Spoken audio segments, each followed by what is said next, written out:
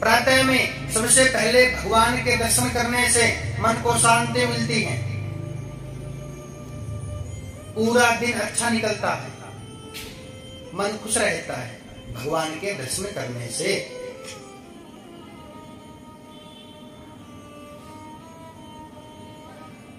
कृष्ण भगवान चले गए पितामह के पास में। पितामह मरने वाले हैं। पितामह को इच्छा मृत्यु का वरदान मिला है कुरुक्षेत्र में। पितामह पड़े हैं बाणों की सैया पर, मरने वाले हैं। जैसे कृष्ण भगवान ने पितामह को देखा, पितामह ने कृष्ण भगवान को देखा, पितामह रो रहे हैं, आंखों में से आंसू निकल रहे। भगवान बोले पितामह रोइए मत, व्यक्ति जैसे कर्म करता है वैसा ही फल मिलता है। पितामह बोले कन्हैया मैंने कोई पाप नहीं किया, मैंने कोई पाप नहीं किया।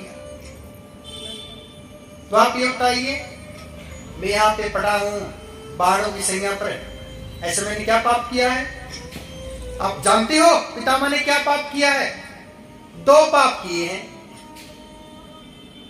एक तो पहला पाप, दुशासन द्रौपदी की साड़ी उतार रहे थे और पितामह देख रहे थे, ये सबसे बड़ा पाप है। दूसरा, एक बार पितामह ने सर्प को कांटों पर फेंक दिया और वो सर्प कांटों में फंस गया और तड़प तड़प के मर गया। और मरते मरते सर्प ने भगवान से क्या कहा? बोले प्रभु आप ये बताइए, उस राजा का मैंने क्या बिगाड़ा था जो मुझे कांटों पे फेंक दिया? और प्रभु जैसा व्यक्ति कर्म करता है वैसा ही फल मिलता है। प्रभु जैसा राजा ने मेरे साथ किया है आप उसके साथ ऐसा ही करना। भगवान बोले चिंता मत करो, व्यक्ति जैसा कर्म करता है वैसा फल मिलता है, ब्याज मिला के। एक बात याद रखें, अच्छे कर्म कर रहे हो तो ब्याज मिला के अच्छा फल मिलता है, बुरे कर्म कर रहे हो ब्याज मिला के बुरा फल मिलता है। पितामह ने क्या किया? सर्प को छोटे छोटे कांटों पे लेटा दिया। भगवान ने क्या किया? पितामह को ब्याज मिला के बड़े बड़े बाणों की सैया पर लेटा दिया। अब आप ये बताइए, कांटा कितना छोटा होता है और बाण कितना बड़ा होता है, इतने से इतना कैसे बन गया? बोले ब्याज मिला के। पितामह क्या चाहते हैं? बोले कन्हैया कृपा करो, जब प्राण तन से निकले आपके दर्शन हो, आपका चिंतन हो। पितामह क्या कहते हैं?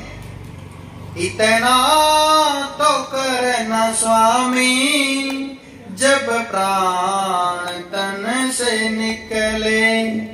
इतना तो करना स्वामी, जब प्राण तन से निकले। इतना तो करना स्वामी, जब प्राण तन से निकले। गोविंद नाम लेकर, गोविंद नाम लेकर, तब प्राण तन से निकले। इतना तो करना स्वामी, इतना तो करना स्वामी, इतना तो करना स्वामी। श्री गंगा जी का तट हो, श्री गंगा जी का तट हो, यमुना का वन सिवट हो, मेरा सावरा निकट हो, मेरा सावरा निकट हो। जब प्राण तन से निकले, इतना तो करना स्वामी, इतना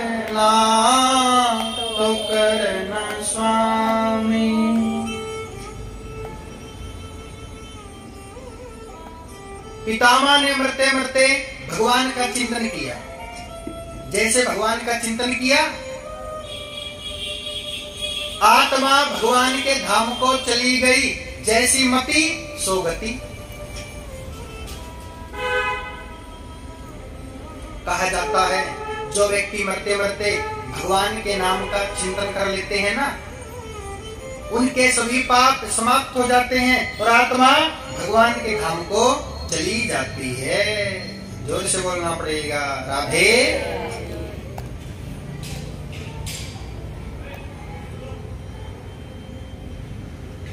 हमारे पास में कलश रखे हैं 16। तो आप ये बताइए, कलश वाली माता यहाँ पर कौन कौन बैठी है जिनके यहाँ पर कलश है? कलश वाली संगत बैठी है 7, है ना? 9 कहाँ चली गई?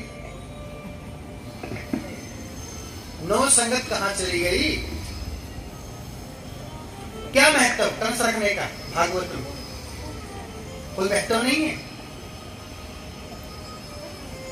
यदि आपने भागवत में कलश नहीं रखा और आप कथा सुन रहे हो, उसका महत्व है। और आपने भागवत में कलश रख दिया और कथा में नहीं आए तो क्या फायदा? उसका फायदा नहीं। भगवान को दिखावा नहीं चाहिए, भगवान को विश्वास और प्रेम चाहिए। विश्वास और प्रेम। जोर से बोलना पड़ेगा, राधे। जितना भी टाइम मिले कथा सुनो। 1 घंटे का, 2 घंटे का, 1 घड़ी, 1 घड़ी आधी घड़ी, आधी की बुनियाद, तुलसी चर्चा राम की, हरे कोटि अपराध। जितना टाइम मिले उतनी कथा सुनो।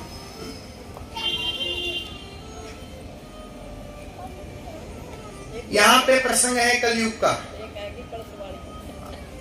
अच्छा, अब लेके आया कलश। अच्छा, आराम से आएंगे।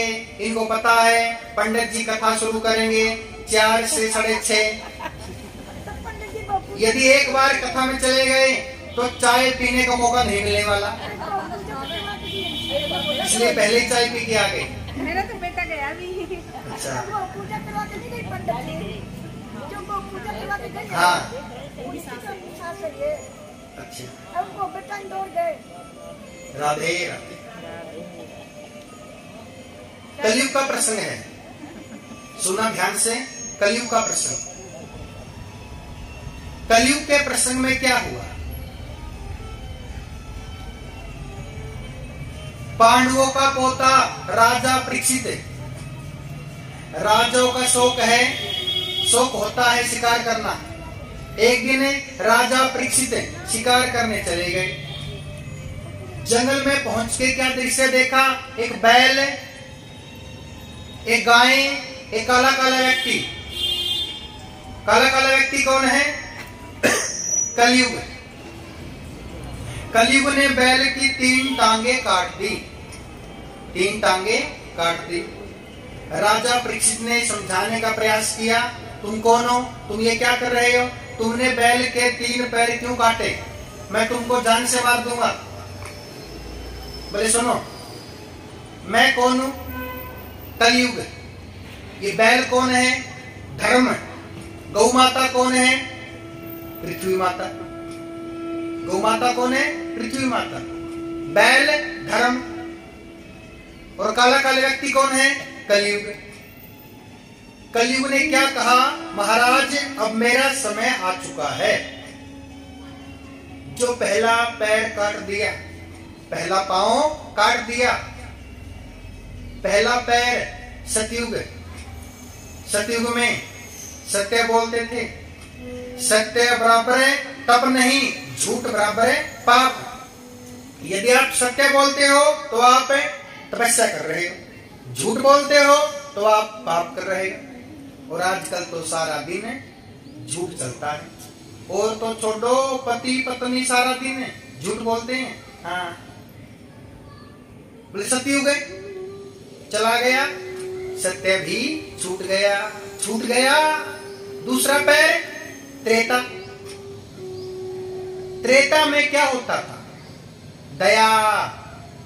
दया धर्म का मूल है। पाप मूल अभिमान, तुलसी दया ना छोड़िए जब तक में प्राण। त्रेता चली गई, दया भी छूट गई। दया छूट गई। अब देखो,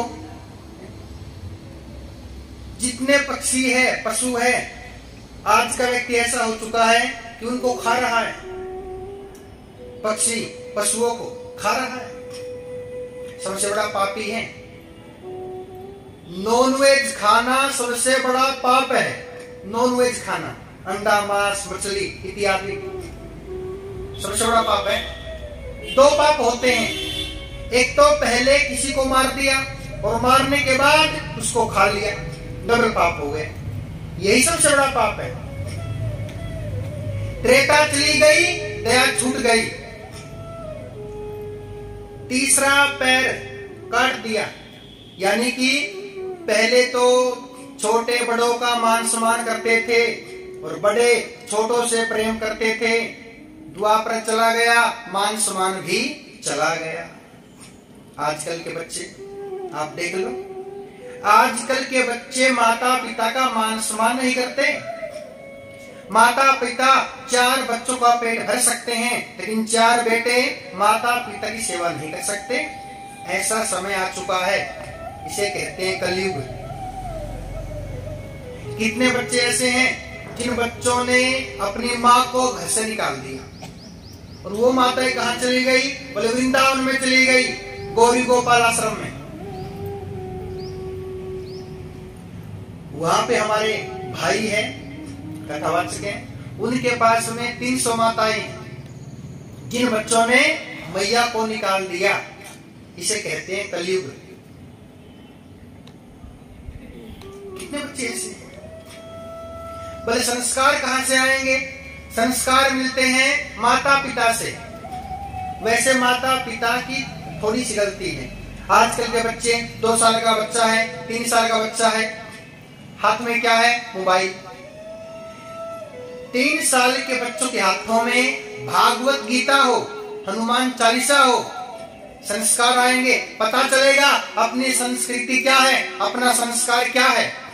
और 3 साल के बच्चे के हाथों में मोबाइल है, तो संस्कार कहां से आएंगे? संस्कार तो बिगड़ेंगे, बिगड़ेंगे।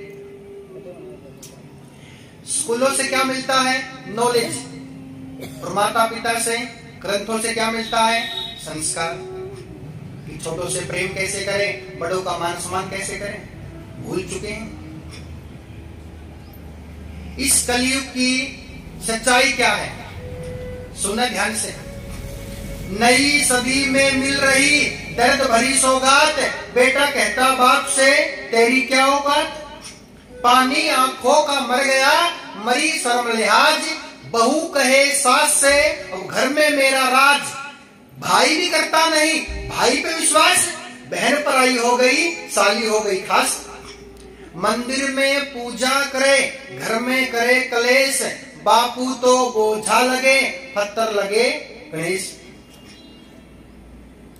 आजकल के बच्चे पिता का मान सम्मान नहीं करते, भाई भाई पर विश्वास नहीं करता, दूसरों पर विश्वास करता है। आजकल का भाई अपनी बहन से बात नहीं करता, दूसरों से बात करता है। आजकल के ऐसे ऐसे बच्चे। एक लड़की की शादी हो गई, जो शादी हो गई, एक दिन पिता बोला अपने बेटे से, बेटा जब से शादी हुई है हमारे पास ही नहीं आते, हमारा मन करता है हमारा बेटा हमारे पास बैठे, हमसे बातें करें, बेटा थोड़ा समय हमको दिया करो। बेटा बोला सुनो पिताजी, मैं तो एक को ही समय दे सकता हूं, या तो उनको और या आपको। पिता बोले बेटा ऐसा कर, पत्नी का नाम क्या है? पूजा। पिता बोला बेटा ऐसा कर, तू तेरी पूजा की ही पूजा कर ले, हमको छोड़ दे। तो लड़का क्या कहता है अपनी पत्नी से? तुम ही मेरा मंदिर हो, तुम ही मेरी पूजा, कोई ना दूजा हो मेरी पूजा। अरे पूजा ही सब कुछ है, दूजा कोई नहीं है। हाँ, आजकल के बच्चे इसे कहते हैं कलयुग। यदि आप मंदिर में चले गए पूजा करने के लिए और मंदिर में जाते समय रास्ते में आपको गौ माता मिली और आपने गौ माता को मार दिया, छड़ी मार दी गौ माता को, मंदिर में चले गए पूजा करने के लिए, क्या आपकी पूजा से भगवान प्रसन्न होंगे? घर में माता पिता का अपमान किया, मंदिर में चले गए भगवान की पूजा करने के लिए, क्या भगवान प्रसन्न होंगे? ऐसा नहीं।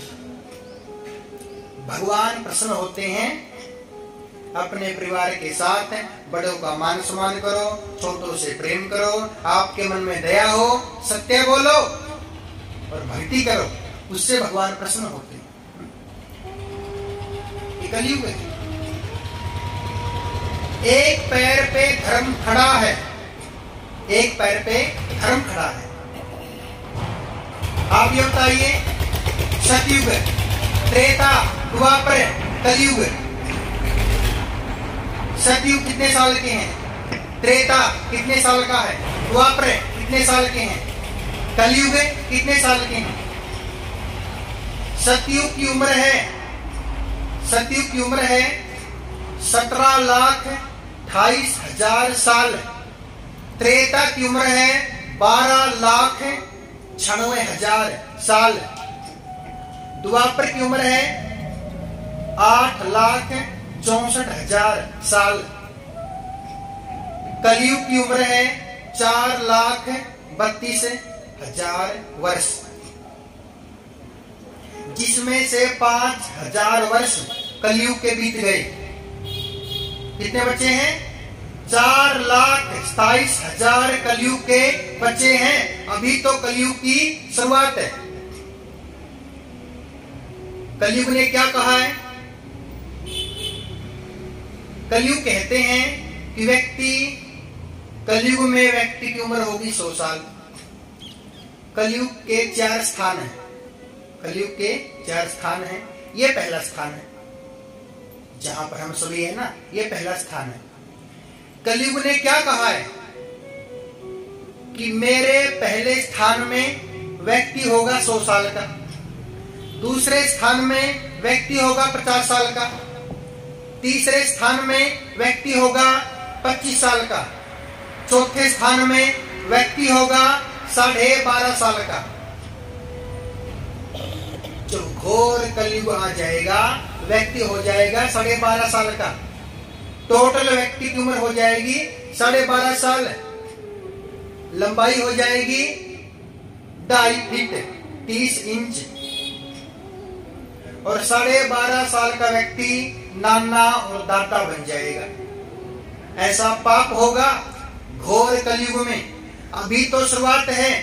कलयुग क्या कहते हैं कि पहले स्थान में व्यक्ति होगा 100 साल का। आप ये बताइए, 100 साल कौन जीता है? 100 साल कौन जीता है? आजकल व्यक्ति की उम्र है 80 साल, 90 साल लास्ट। व्यक्ति ऐसे कर्म कर रहा है, अपनी उम्र घटा ली। राम न मारे काहू को, पापी नहीं आराम, आपत ही मर जात है, कर कर खोटे काम। व्यक्ति ऐसा कर्म कर रहा है। हमेशा सत्य बोलो। सच की खेती कर ले बंदे, ये समय गुजरता जाता। मेरे मालिक की दुकान में सब लोगों का खाता हो। मेरे मालिक की दुकान में सब लोगों का खाता। मेरे मालिक की दुकान में सब लोगों का खाता। मरता कौन है? बोले ना तो मरता मन, ना तो मरती आत्मा और ना मरती माया। जितना संसार का काम है इसे क्या कहते हैं? माया। व्यक्ति चला गया, व्यक्ति की मृत्यु हो गई, लेकिन काम ऐसे ही चलता है। माया मरीना मन मरा, माया मरीना मन मरा, मर मर गए शरीर, आशा तृष्णा ना मरी, कह गए दास, कह गए दास। सबसे ऊंचा क्या है जानते हो? सबसे ऊंचा क्या है? प्रेम। सबसे ऊंची प्रेम सगाई। सबसे बड़ा क्या है? सबसे बड़ा ऊंचा है प्रेम, बड़ा है समय। समय समय पर होता है समय समय की बात, राम जन्म का दिन बड़ा, कृष्ण जन्म की रात। सबसे बड़ा है समय। पुरुष बलि नहीं होत है, समय होत बलवान, भीलन गोपी लूट लई, वही अर्जुन वही बाण। सबसे बड़ा है समय। राजा परीक्षित क्या कहते हैं कि मैं तुमको जान से मार दूंगा। बोले सुनो, पहले सुनो, मारो मत। मेरे अंदर एक अच्छाई है। अच्छाई क्या है?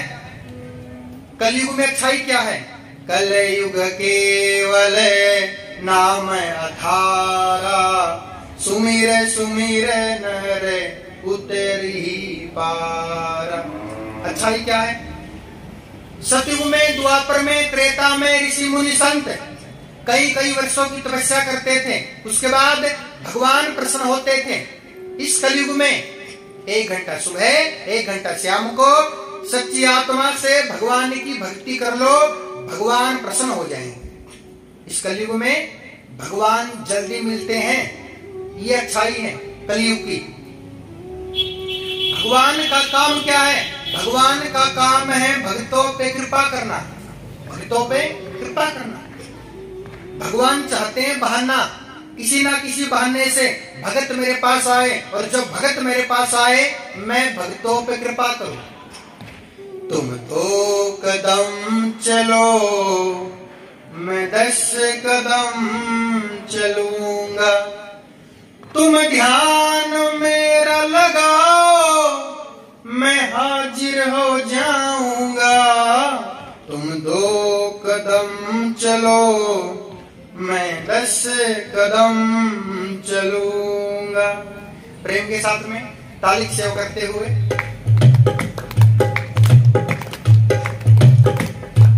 तुम 2 कदम चलो, मैं 10 कदम चलूंगा।